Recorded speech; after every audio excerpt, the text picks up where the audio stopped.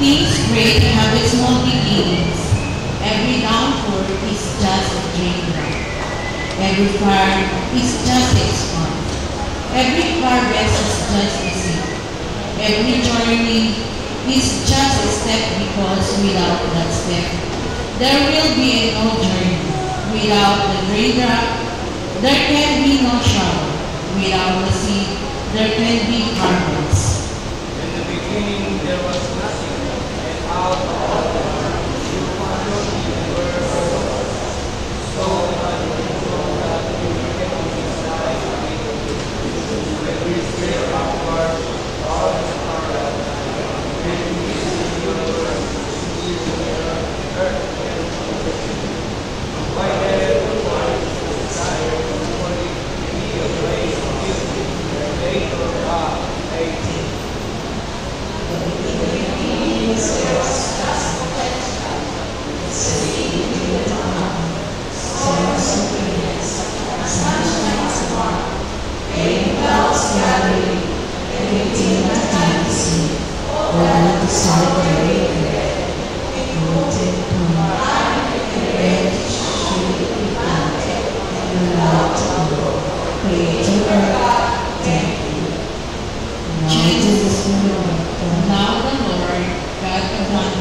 a garden with the east in Eden.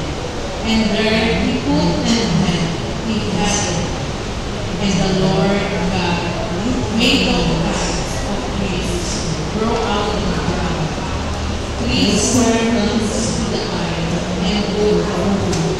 In the middle of the garden were the tree of life and the tree of the knowledge of good and evil. In the beginning, there was with God. Placed within your garden, may be still, gardener and caretaker of this place of beauty.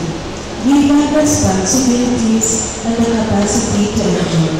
And yet, among the seeds we have sown have been weeds and crops of our own choosing, which have not shown fruit or have spread and shown ill. Creator God, forgive us. Blessed be the name of the Lord. Blessed be the Lord of the harvest. Let's sing the worship hymn. Amen.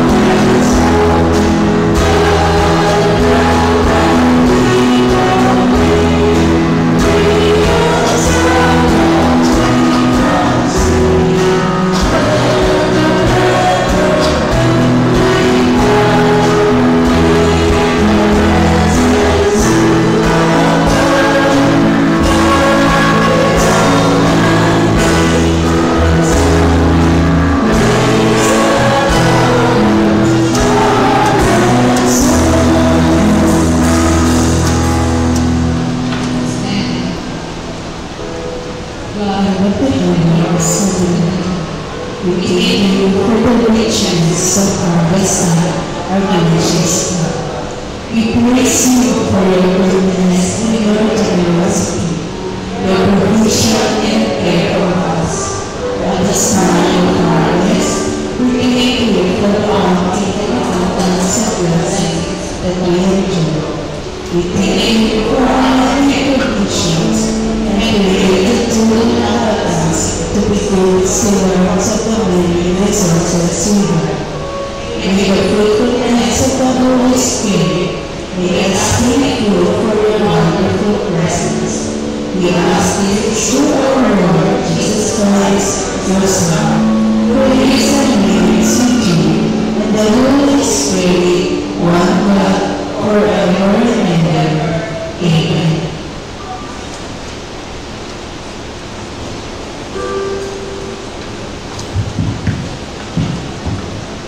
Good morning!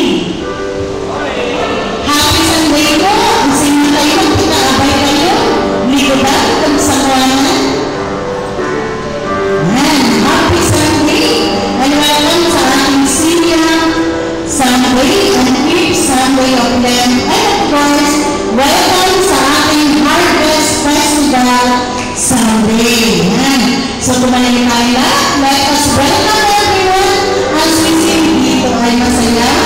Iabot natin ang kamay ng kapayapaan ng panahon.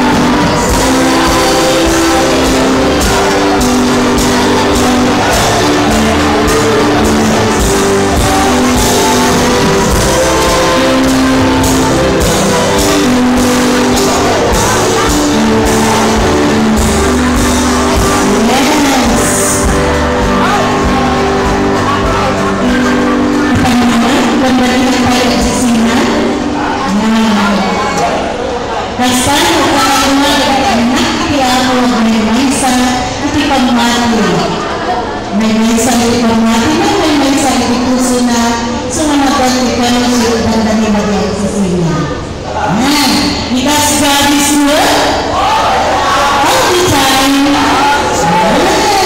So salamat sa mga siya at siya.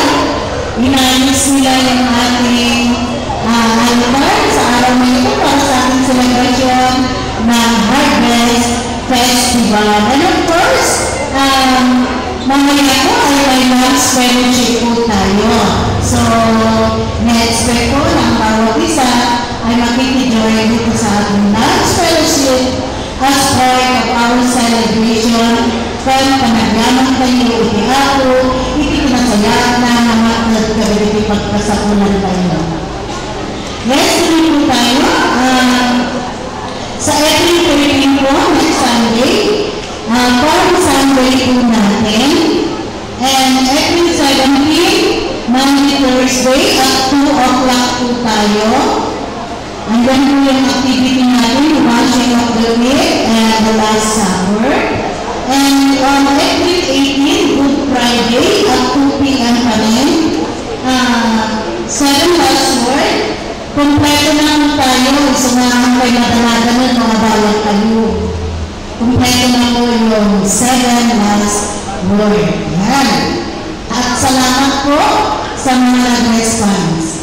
Every 20, Easter Sunday po yun. Easter Sunday celebration natin. Leading po ang Easter Sunday kantata, pwede kantata choir. Magkakaroon po sila ng mga practice. Ipopot sa lang po natin sa ating group dyan.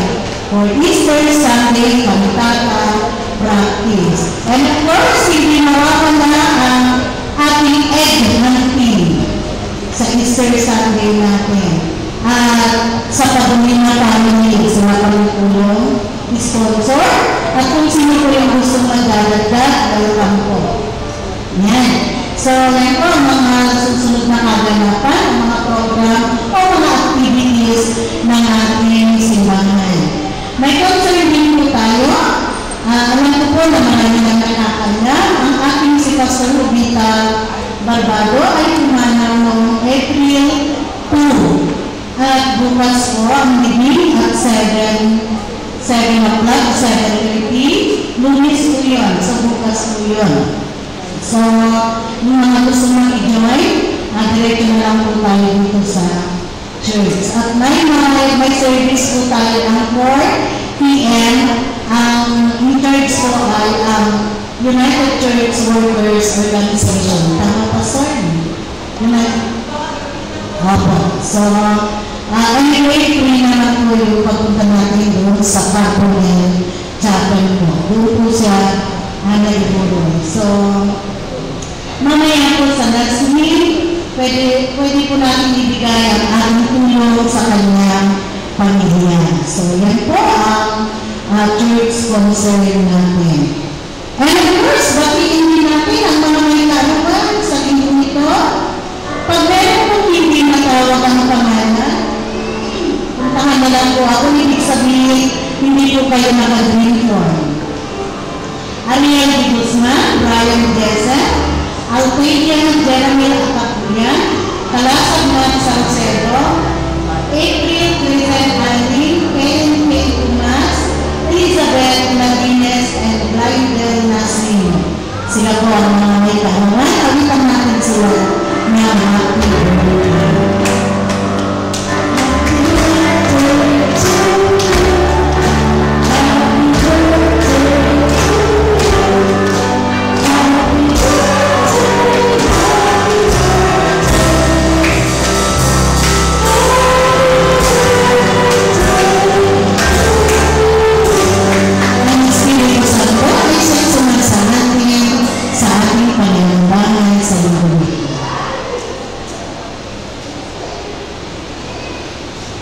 Hosea 6 verse 1, Halik kayo at tayo'y manumbalik kay Yahweh, pagkat ang manakit ay siya rin nagpapagaling, siya rin ang nalugat, kaya siya rin ang gagamot. Puri ng Diyos sa paglapit natin sa trono ng kanyang awa.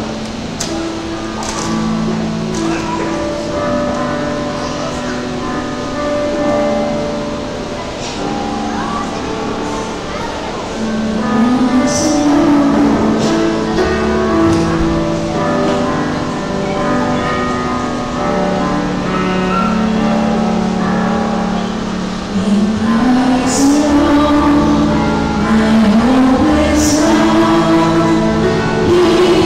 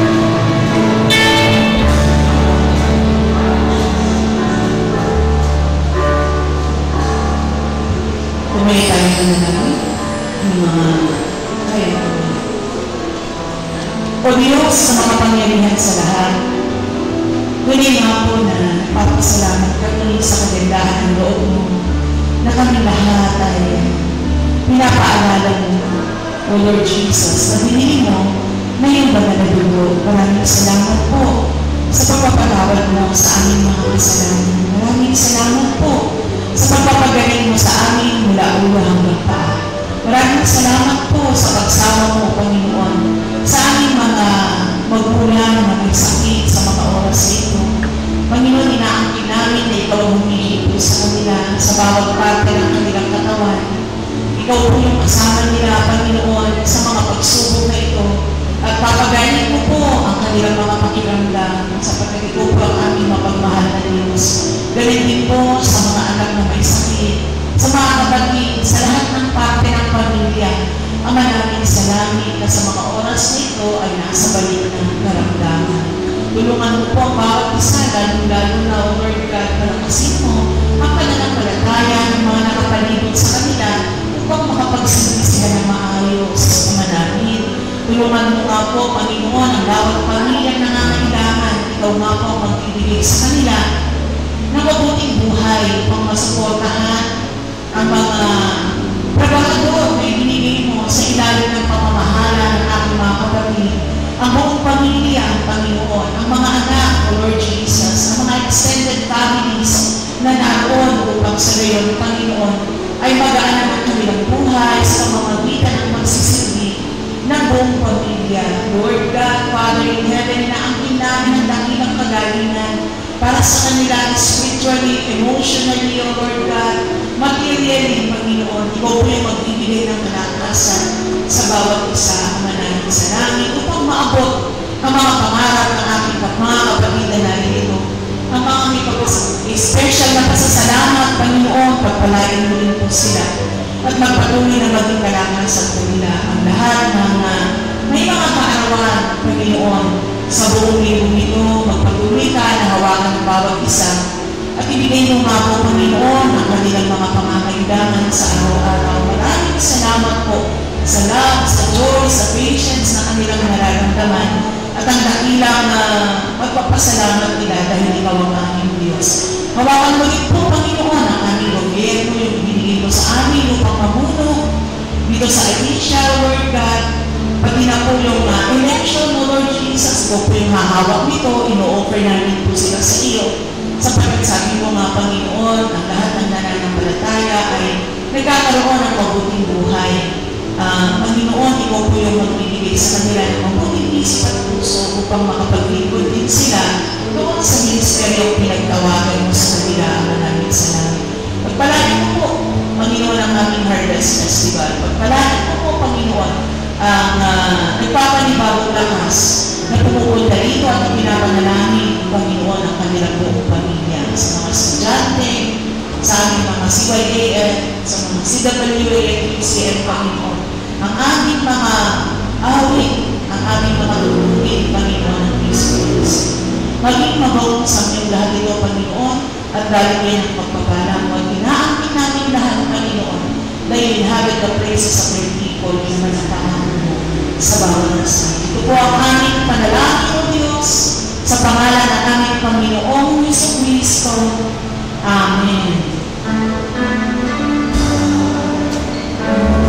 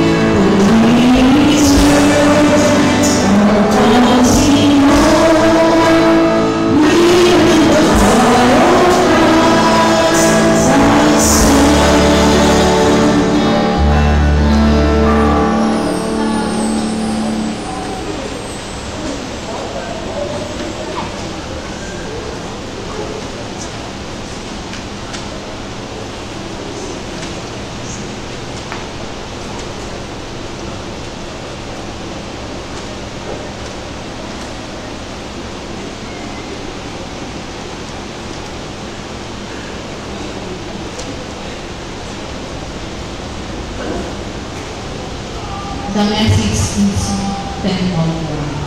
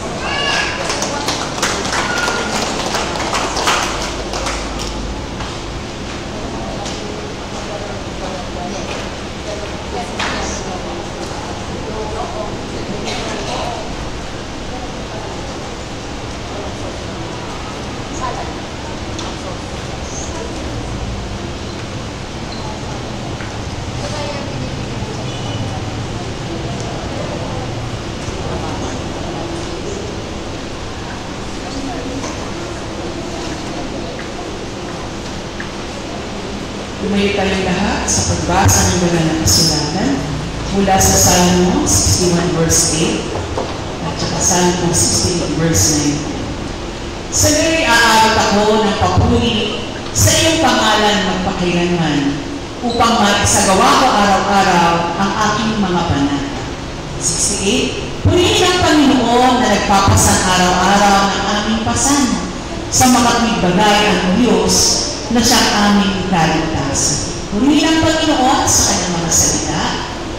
Amen. Maupo na po tayo.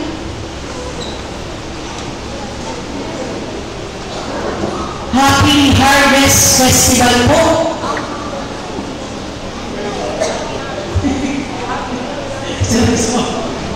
Purihin ang Diyos. Sabihin mo sa katabi mo, salamat. Kasama kita ngayon. Diba? Napakalaking pagpapasalamat na yan na kasama natin ang mga kaibigan natin sa mga oras nito. Ilan sa mga dahilan kung bakit tayo dapat magpasalamat sa ating Diyos sa buhay. No? Ang pagpapasalamat ay isang gawang mabuti na hindi lamang sa paningin natin mga tao, kundi maging sa paningin ng Diyos. Isang mabuting bagay ang pagpasalamat, lalo pa nga sa magagandang bagay na tinatanggap natin sa araw-araw, maliit man o malaking mga bagay man. Pag-iising man natin, no? Sa pag-iising natin, hanggang sa pagtulog natin, sa pagbibigay sa atin ng buhay ng ating Diyos upang ipagpatuloy ang ating mga gawain sa araw-araw. No? Kaya masabi sa Psalm 61, sa gayoy aawit ako ng papuri sa iyong pangalan magpakailanman upang maisagawa ko araw-araw ang aking mga panata. Upang magawa natin yung mga pangako natin sa ating Panginoon sa araw-araw, kailangan din natin ang kalakasan na nanggagaling sa Kanya. No? Sapagkat papanakasan naman niya tayo at bibigyan ng kapayapaan sa paggawa natin ng mga bagay para sa ating, unang-una para sa ating Diyos, pangalawa sa ating mga mahal sa buhay, sa ating mga magulang, at pangatlo ay sa ating kapwa. No? Purihin ang Panginoon na kailanman ay hindi nalilinig sa mga lingkod ng Diyos na siya ang nagpapasa ng ating mga pasan sa araw-araw. Hindi lamang tayo nag-iisa. No? Hindi lamang tayo ang nagdadala ng ating mga problema sa araw-araw o yung ating mga trabaho sa araw-araw. Siya ay laging nariyan para tumulong at umalalay sa atin sa tuwina. Pinatutunayan nga yan ng awit 68, na purihin, sabi ni David, purihin ang Panginoon na nagpapasan araw-araw ng aming pasan. Sa makatwid bagay ang Diyos na siyang aming kaligtasan. No? Yung, may katapat itong versikulo sa, naisip ko lang, sa New Testament, come all of you who are tired and heavily laden, and I will give you rest. For my yoke is easy and my burden is light. Meron na tayong papasin ay yung pinakamagaan na para sa atin, yung kakayanin lang natin. No? Sabihin mo sa tabi mo, mabigat ba ang pasanin mo? Mag-reduce ka.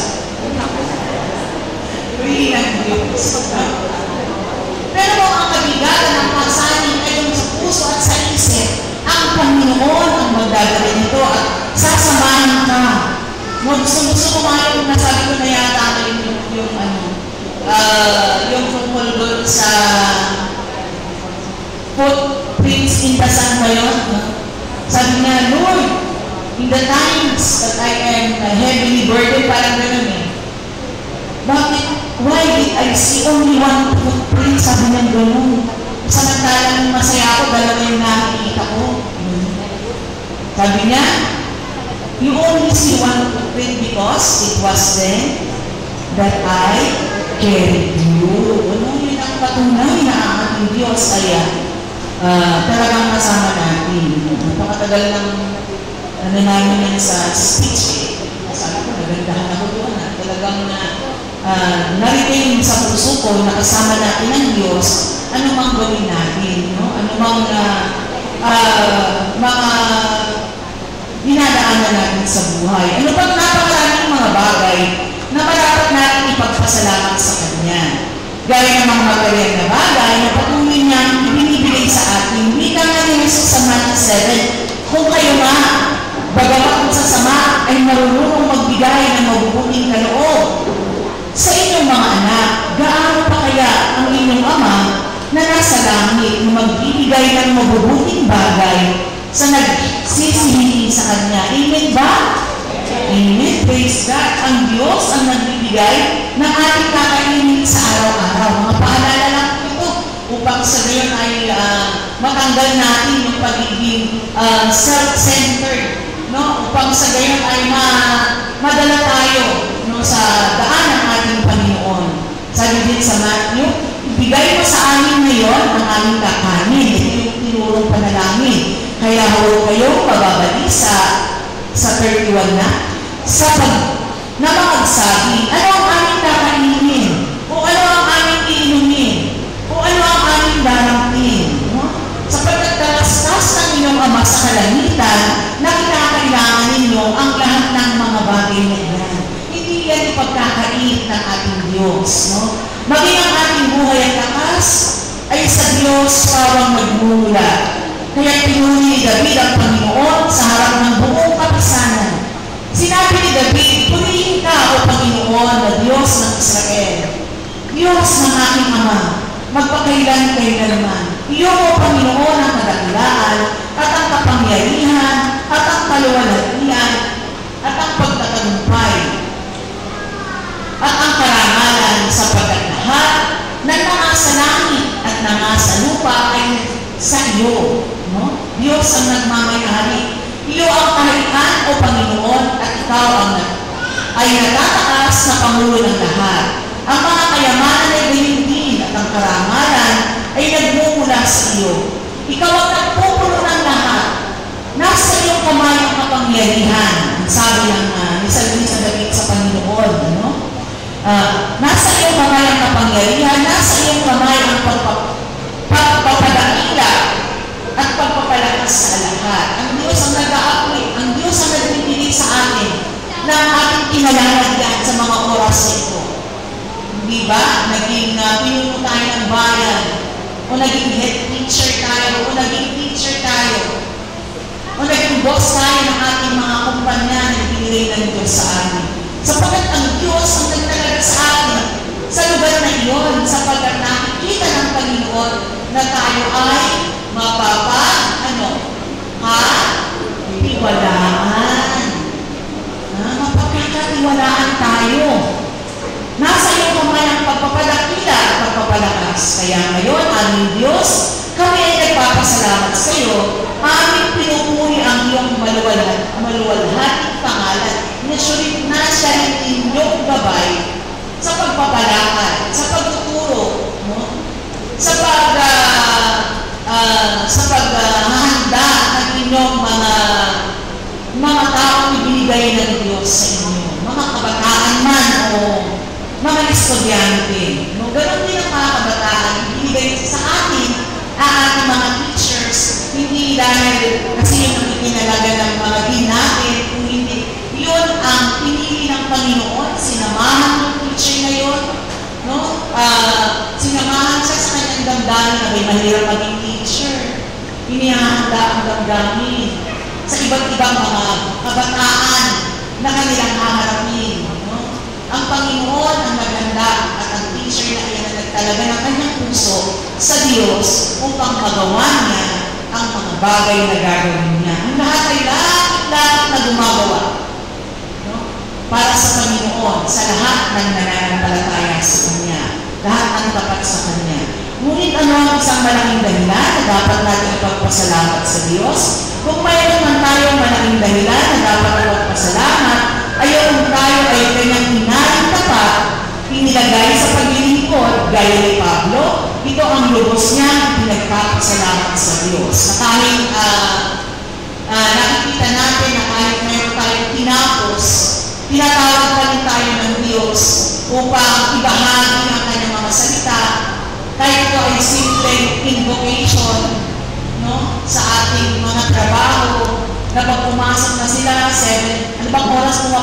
trabaho.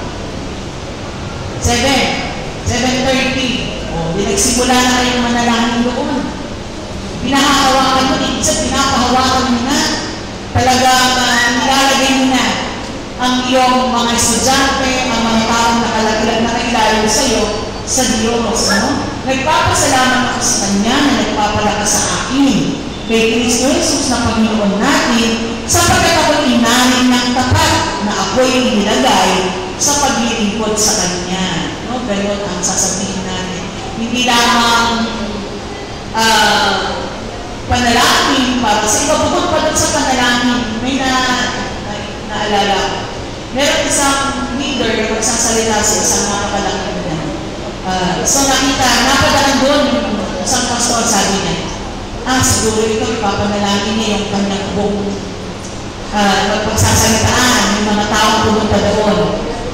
Isang mahalagang bagay na natutunan niya doon. Ang sabi niya, ang narinig niya, Lord, bless me for me to be able to convey your message to the people. Not my will, but thy will be done. No? Sabi niya, ganun pala dapat ang isang leader. Uunahin niya ang kanyang sarili sa pagpapanuhog ng kalakasan mula sa Panginoon. No? Uunahin niya ang humingi ng tawad sa harapan ng Panginoon upang maging malinis siya. No? Sa harapan ng kanyang mga taong hahawakan o pagsasalitaan. Bakit? Sapagkat ang nais ng Diyos ay makita, hindi ikaw, kundi yung sinasabing inay akong tapat ng Diyos. Ni David. Hindi naman tayo talagang tapat, ngunit sa pamamagitan ng pananalangin ay inulukod sa atin, no, ang kanyang pagiging Diyos, ang kanyang kaligtasan doon sa krus ng Kalbaryo. Kung ikaw, Panginoon, ay magtatandaan ng mga kasamaan, ang ibig sabihin ng magtatanda dito ay judge. Magtatalaga the judge. O Panginoon, sinong tatayo? Ngunit may kapatawaran taglay ka kung ikaw ay katakutan. No? Wala naman talagang perfect. Pero dahil na ang Panginoon ang nagtatanda, ang naglalagay, ang nag-judge sa mga tao, pwede tayong tumayo sa kanyang harapan. Kaya manibibilang na malaking kapalaran na marapat ang pagpasalamat ang nakamit ng patawaran at tawagin ng Diyos at ilagay sa paglilingkod. Na sinasabi, mapapalad yaong kanilang mga pagsalansang ay pinatawad at ang kanilang mga kasalanan ay nangatakpan. Mapalad ang tao na sa kanya hindi ibibilang ng Panginoon ang kasalanan. For God so loved the world, and He gave His only begotten Son, whomsoever believeth in Him, pinakapatunay na totoo ito, no? Will not perish, but have everlasting life. So sabi ni Apostol Pablo na tinawag maging apostol ni Jesucristo sa pamamagitan ng kalooban ng Diyos at si Sosthenes na ating kapatid sa Iglesia ng Diyos na nasa Corinto sa mga nagbagay sa mga pinaging banal kay Kristo. Sabihin mo sa katabi mo, pinaging banal na ang ating Diyos. Sige, sabihin mo nga. Ha? Ikaw ay pinaging banal. Bakit? By His grace, pinidalin sa ating pagiging tao. Pinaging banal, sabi ng 1 Corinthians 1:1-2, nakasama ng lahat ng nagsisitawag sa bawat dako sa pangalan ng ating Panginoong Jesucristo sa kanila at ating Panginoon. Bukod sa pagpapasalamat, paano natin dapat gantihin ang Diyos o ibigay ang nararapat na pagsamba, pasasalamat at papuri sa Diyos? Gaya nito, ang pagtanaw na utang na loob na sa Diyos ay hindi humahamba sa pasasalamat. Nilaipan niya ito ng panata na handa ng pagtapatan habang siya ay nabubuhay. No, sabi niya, manayo nawa sa akin kayo'y ariin kong ganap.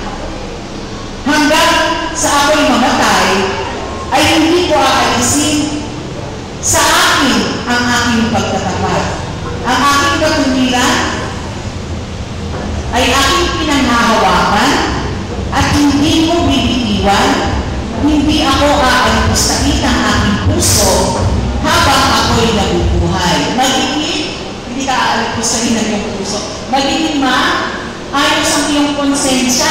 No? Hindi ka makukonsensya dahil hindi ka gumagawa ng mabuti sa harapan ng Diyos. Araw-araw ay pinagsasabihan mo ang iyong sarili na aming kailan ay hindi ka bibigyan sa Diyos. Itong panahon ito, punong-puno siya ng pagsubok. Itong panahon ito, punong-puno siya ng sugat. At ito sa panahon ko, doble yung palpitation ko. Pero ang Panginoon ang magbibigay ng kalakasan. Para matatapos ko ang ipinagagawa sa akin, ganun kabuti ang ating Diyos. Kaya bagaman nakakaranas ng maraming pagsubok ang isang linggo, at maging dahilan ito ng kanyang pagkakalig mo, babangon at babangon ito sa tulong ng Diyos. Kailangan na rin mapagpasalamat ang Diyos. Umaasa, sumasandal sa Diyos kahit anumang pangyayari sa kanyang buhay. Sapagkat matuwid ay nabubuwal ng mga ikapito dahil magbuhat. Ngunit bumabangon muli. Ngunit ang masama ay nabubuwal sa kasaunaan. Kung magagalit ka, hindi ka dapat magalit na matagal. Kung nagtatanong ka, huwag mong hintayin yung tuwid na pangungusap, kundi yung patuwiran ng Diyos na ibinibigay sa atin upang tayo tumayo maglingkod sa kanyang harapan. Ang dating iwan ang dating pagkatao, palibhasa, palatandaan ito na siya ay natuto sa katuwiran ng ating Panginoon. Hindi ka nababalik sa nagtatanong ka. Ano ito, Panginoon? Nasagot niya na yan. Yan ay mga pagsubok na pinagdadaanan natin. Upang maging matatag tayo sa pananampalataya. Kayo mga kapatid, alam ko, may kanya-kanya tayong pagsubok. At hindi ka mababayaan ng Diyos. Huwag kang magkalala. Maaari kang umiyak. Maaari kang sumandal.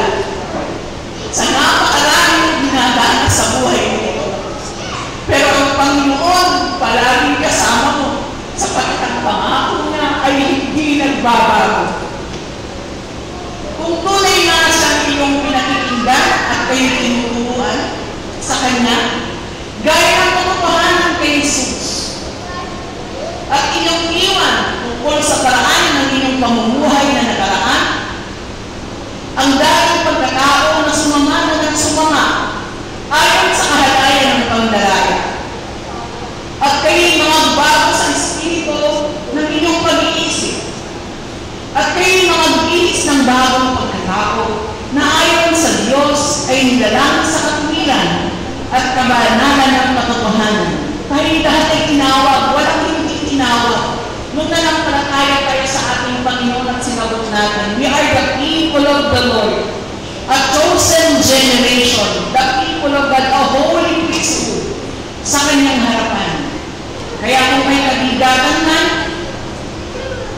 at nalalaman natin na kung mayroon kang malaking dahilan para magbago at iwan ang dating pagkatao, ang isang lingkod sapagkat inilibig na yung dating pagkatao, tutulungan tayong umangat na ating Panginoong Kristo sa pamamagitan ng pagkapako sa krus ng ating Panginoon, na nalalaman natin na ang ating dating pagkatao kalapit ng pagkapako sa krus upang ang katawan sa daring ay mag-iba at nang sa gayon huwag tayong mapaalipin pa ng kasalanan. At kung mayroon mga kabayaran na maaaring maipagkaloob ang mga lingkod, iyon ay gawang ihandog ang kanyang sarili sa Diyos. Nagangahulugan ito na ang kanilang mga buhay ay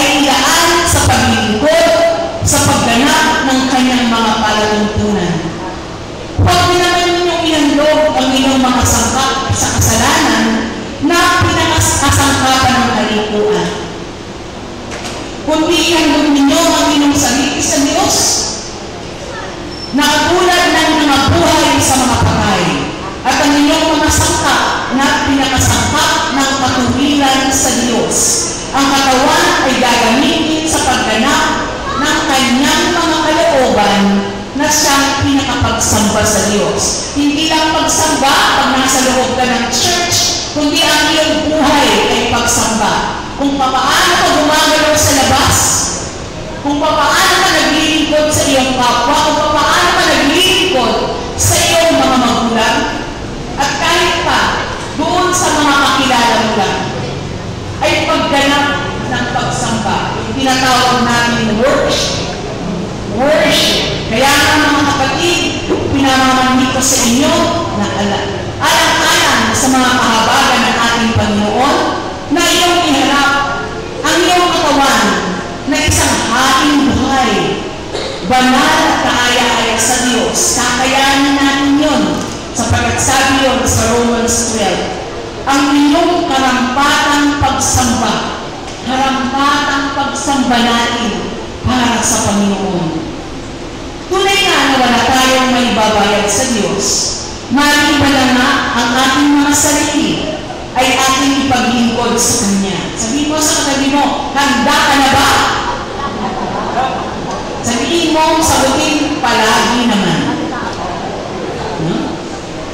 Gagamitin natin ang ating buhay sa ikapupuri sa Kanya, sa pamamagitan ng pagpapahayag ng Kanyang karangalan, sa pamamagitan ng Harvest Festival at ang iba pang mga feast, o mga fiesta ng Panginoon sa banal na kasulatan, gaya ng halimbawa na ng pangangaral ng Kanyang banal na salita. Pagsikapan natin masumpungan lagi sa ikapupuri, sapagkat ito lamang ang nagkakaroon ng kabuuhan sa ating pagiging lingkod ng Diyos. Maligayang Harvest Festival, maligayang pagpupuri sa Panginoon sa pamamagitan ng ating mga buhay, pagpapasalamat. Manalangin tayo. Tunay nga, Panginoon, ang kami nagpapasalamat sa kagandahang loob mong hindi na uubos. Ikaw na nagpapalakas at nagbibigay ng karangalan sa mga taong sumasamba at nagpupuri sa iyo. Maraming salamat, Panginoon, sa pagtawag mo sa amin. Maraming salamat, O Diyos, sa pagbibigay mo sa amin, O Lord God, ng pinakamabuting portion ng aming buhay. O Lord God, sa pag-awit ng mga CWA, O Lord Jesus, sa pamamagitan ng pagtawag mo sa amin. Hayaan mong maging karangalan namin, O Diyos, ang mensahe ng kanilang amin. Sa pangalan ng aming Panginoong si Kristo. Amen.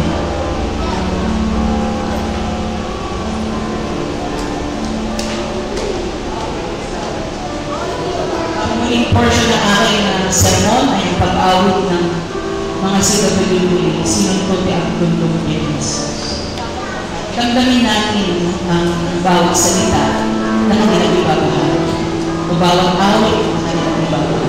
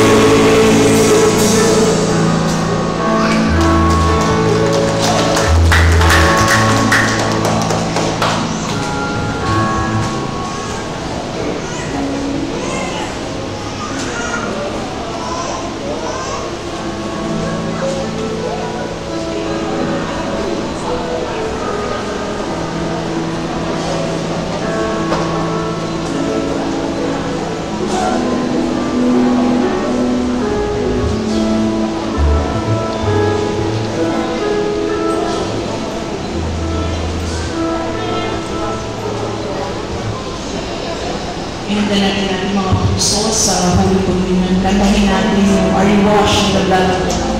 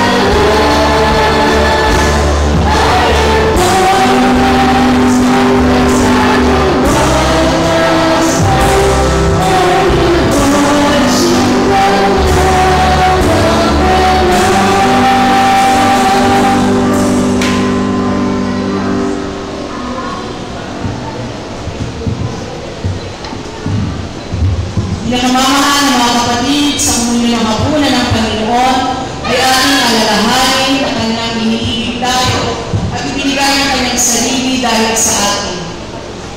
Ating bumitain ang buong iglesia na bibigyan ng kanyang dugo. Sa kanyang pangalan ay inaanyayahan dito ang mga pinanganak na muli, lumalakad na karapat-dapat sa harapan ng Panginoon upang makisama sa komunyon nito ng katawan at dugo. Ito ang aral na tinanggap ko sa ating Panginoon Jesucristo nung gawin siya'y pinagdanilo. Lumagpat ng tinapay pagkatapos pinapulsun nito ay sinabi, ito ang aking katawan na inihahandog sa inyo. Kunin ninyo, kanin ninyo bilang pag-aalaala sa amin.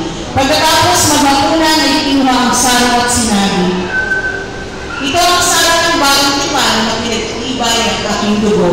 Sa ilimin ninyo bilang pag-aalaala sa akin.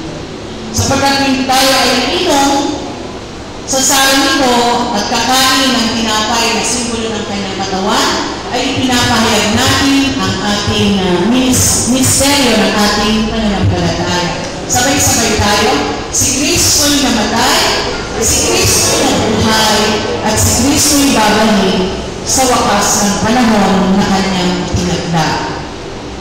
Manalangin tayo. Kapag-banal ng Diyos, pag-indakatin mo nga kami sa ating pagtanggap ng katawan at tubo ng anak mo si Jesus. Loobin mo po maging dalawin ko ng pagpapala sa aming mga buhay upang kami ay maging bisig mo sa paglilingkod sa sangkatauhan hanggang sa kami ay makapiling mo na sa iyong piling dyan sa iyong kaharian. Tanggapin niyo po, Panginoon, ang pagkatalaga namin, ang mga board of elders na narito, ang buhay namin, ang paglilingkod namin. Ikaw po, Panginoon, ang makikita, hindi ang aming pagkatao.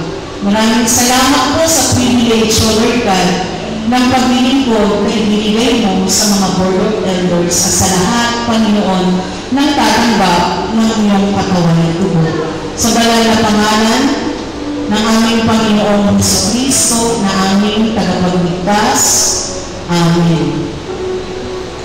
Sa ngayon, mga kapatid, sa Panginoong Jesucristo, pinukuhan natin ang ating sa diwa ng pag-aalala natin kay Panginoong Jesucristo sa pamamagitan ng mga sakramento nito, ay ibinibigay namin sa inyo ang tinapay at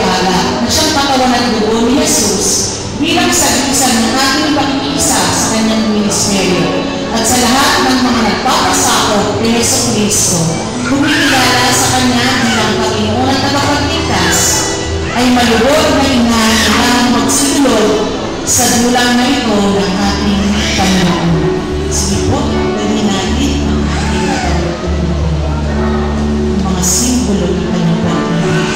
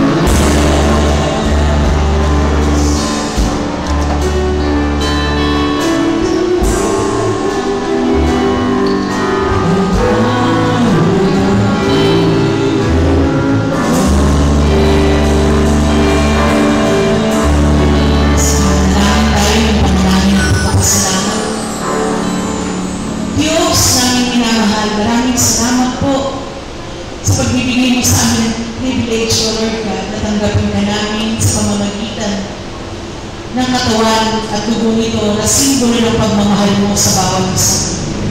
Pinasasalamatan ka namin, tinataas ka namin. Magpatuloy ka, Panginoon, na paalalahanan ng aming mga puso. Magpatuloy ka, Panginoon, na dalahin ang mga kabigatan, O Lord God, ng mga taong narito na sumasamba sa iyo, na iniaalay ang kanilang buhay.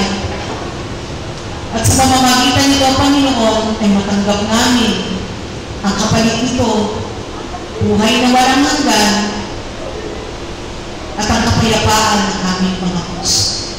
Tinataas ka namin, pinasasalamatan ka namin, sa pangalan ng ating Panginoong Jesucristo.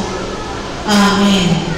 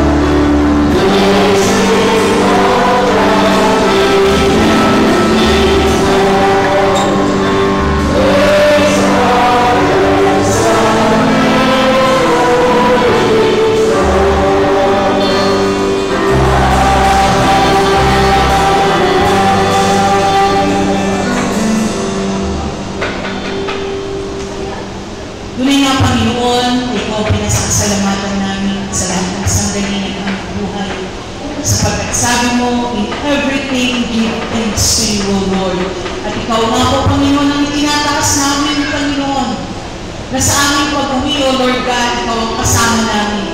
Na sa aming pag-celebrate, Panginoon, Ikaw ang kasama namin. Na sa pagbabahagi namin ng iyong mga salita, habang kami ay nandito sa loob ng simbahan, pauwi, Panginoon, sa aming mga tahanan, ang lahat ng mga fellowships, O Lord God, ay para sa ikatatagumpay ng dakilang pangalan mo, para sa buhay namin lahat.